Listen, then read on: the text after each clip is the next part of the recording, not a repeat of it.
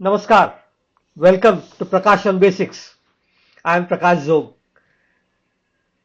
We looked into the Agni Sanskar, the cremation rites uh, that we did last time. Uh, the next step is to look into the two other parts of Antyeshti, that is Asti Sanchay, that is collection of remains, and there is one more part which is known as Shraddha Karma. As per the Kalpa Sutras, um, this must be done after the 10th day of the winning fortnight, that is uh, Dashmi of Krishna Paksha, the technical name for it, or on a corresponding odd tithi or a particular day. But that was that time. Um, uh, it is now common practice that Asti Sanchay is carried out on the third day.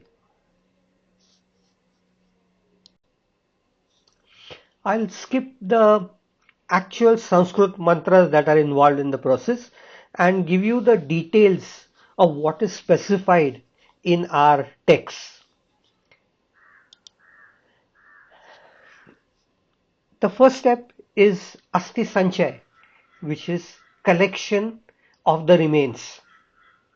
Uh, a special container uh, of a particular shape of a male or a female correspondingly was to be used as specified then. There are some references to using a wooden container also at that time. So only old males are supposed to do this particular job. Uh, they are to go to the actual cremation site. Uh, they are to sprinkle milk and water on the site itself and go around it as parikrama in the anti-clockwise direction. Then they have to collect the bones, but they are to be picked from the feet towards the head using only the thumb and the little finger. The vessel is to be buried um, on a high ground where rainwater uh, or other bad elements of fluid nature cannot accumulate in any form. Or it could be buried next to a river bank or at the base of a large tree. And after that, the people are expected to return home. The tradition of burial or immersion at holy sites or tirtha kshetras as they are known is a much later development. Professor Dr. Dange is the one who has specified this in his texts. On the people returning home, Shanti Karma, that is pacifying rituals, are to be performed. A special ritual known as Paridhi Karma was to be performed. Parid is circumference, so it is associated with the circumference of the area, and it is meant to ward off the ill effects of death. These are basically prayers for the specific fire god that was used in cremation. Once these people returned home, they were to cut their nails and hair, bathe, and reignite the home fires that were to be permanently used. The night was to be spent in recollecting the memories of the deceased. Uh, and in the morning, Surya Sukta, the special prayer, was to be recited. This ended the process of collection and disposal of the remains, which were usually bones. Now, the third part, which is Shraddha Karma. The word Shraddha comes from Shraddha, that is, these are blessings. Uh, these are blessing seeking prayers offered to a variety of situations. Um, they are also conducted at good auspicious occasions, uh, such as childbirths or marriages. Um, but they are nowadays associated to a very large extent to the cremation processes. The good ones are referred to as the Nandi Shraddha, while these associated with the final rites are just referred to as Shraddha Karma.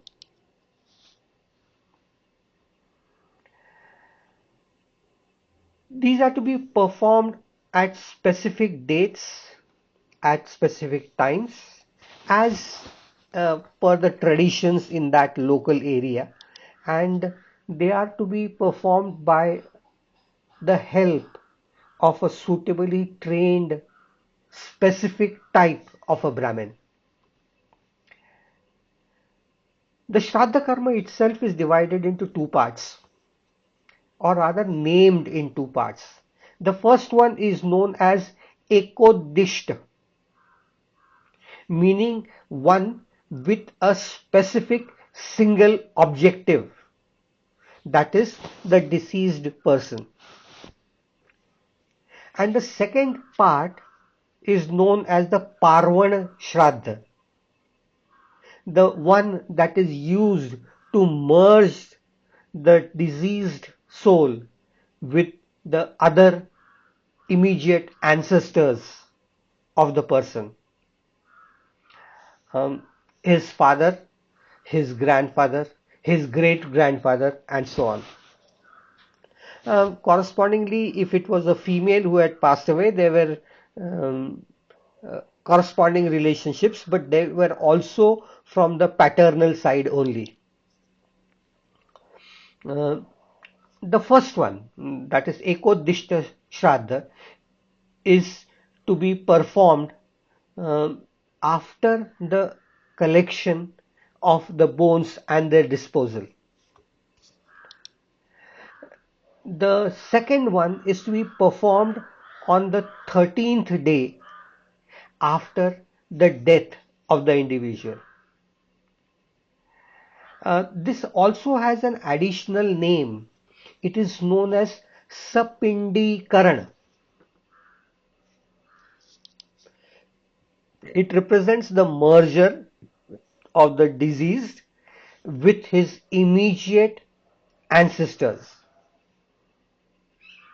So, suppose A is a person who has passed away. B, C, and D are his father, grandfather, and great grandfather. And the ritual is being performed by A's son, who is X. The word pind actually means the body. So Sapindikaran really means merging the bodies of these ancestors. Actually, it represents the transition from being just dead to being Pitara, which is a revered ancestor. There are a lot of mantras that are recited in the process, but the core idea is to have four vessels with water representing those A, B, C and D that I talked of, and 4 balls of either flour or cooked rice. The water from A's vessel is to be transferred to that of B, C and D. That is the father, grandfather and great grandfather of the deceased. And the rice ball or the flour ball is to be merged from A into parts of B, C and D. This then is said to merge the person who has passed away with the ancestors of that particular family.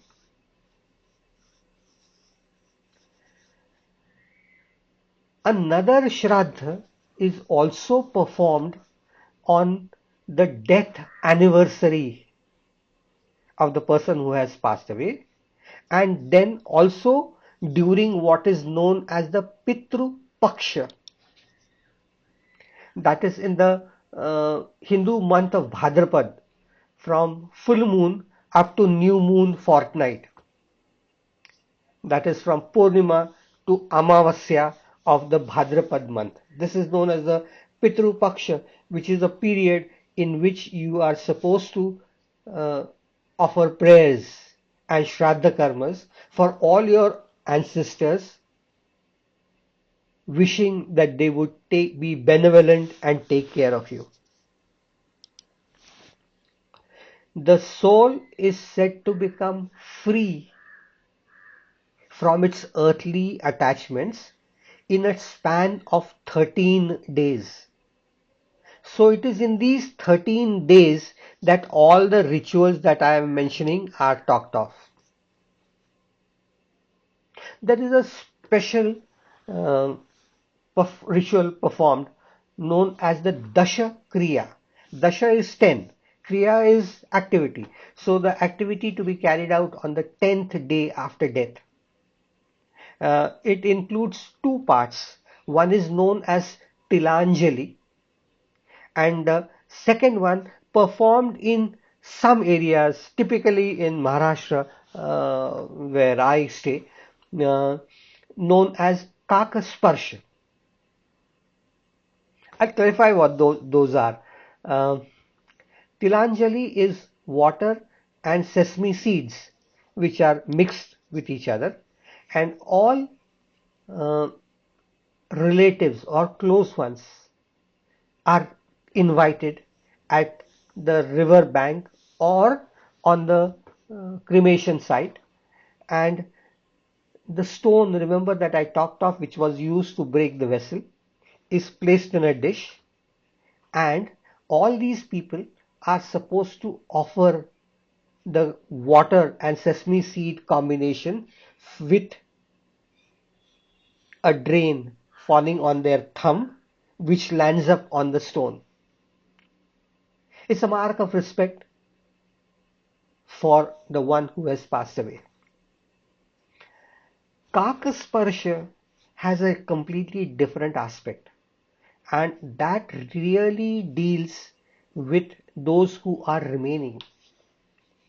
It is possible that the person who has passed away might have some wishes or expectations that are not fulfilled, some desires that he wanted to finish before he passed away. If these are remaining, then how do the people behind know about it? So, special rice offerings are made, and they are placed on a high ground, and the people wait around till a crow comes and pecks at them.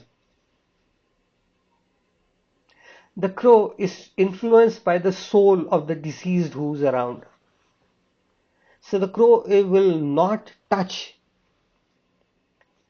the particular material that is put in front till he is allowed by the soul. And that happens if some of the wishes are incomplete. In such cases, the people who are around are to make an announcement that they would try and fulfill whatever his desires are, speak out on what those desires could possibly be. And in that case, the crow would come and touch. What happens if it doesn't come and touch? There is an alternative. After hours of waiting, if it doesn't touch, you make a grass grow and make it touch. Uh, Superstition? I don't know. My personal experience is very touching and very effective in the situations where I have personally attended such function. Um, After the 14th day, a special performance is carried out, which is known as Udak Shant and Shanti Path. Udak is water, so pacifying the impure waters that are around, and the house and the area is done on the 14th day. And then the family goes back to its normal behavior pattern. So this is Antyeshti, the last ritual that is carried out, the last of the sanskars. The first one I talked of starts off from preconception till this posthumous one. All these sanskars are said to make an individual fit for everything as per Hindu philosophy, to live an ideal life, to prepare him at every particular step. Once that merger that I talked of is complete, the ancestors are a part of areas which are similar to gods. They are said to live along with Yama happily. And uh, some of the Vedic references the Chandogya Upanishad talks of their being with Yama, and they are said to be the radiant part of sun rays. So they constantly fall on the family, blessing them, ensuring that things run smoothly. From all the sanskars that I have talked of, the nature, the objectives, the variety, the transition points in life of individuals and his family members have not only a social, religious, but individual angle and significance also. So the sanskars, the 16 sanskars, form an essential part to be carried out for every Hindu during his life.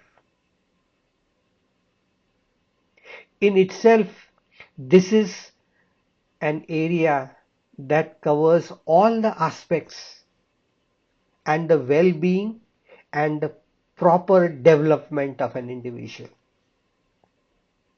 It's a very big part of the Indian culture.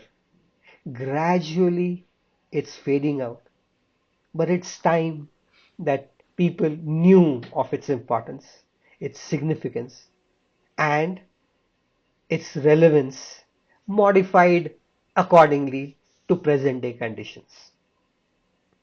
That ends my discussion on the 16 sanskars.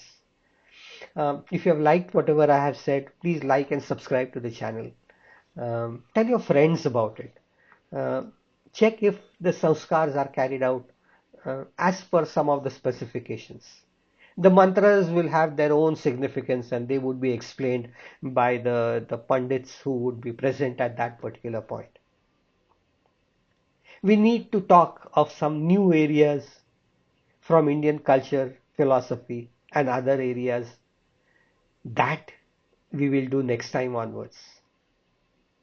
Till then, Namaskar.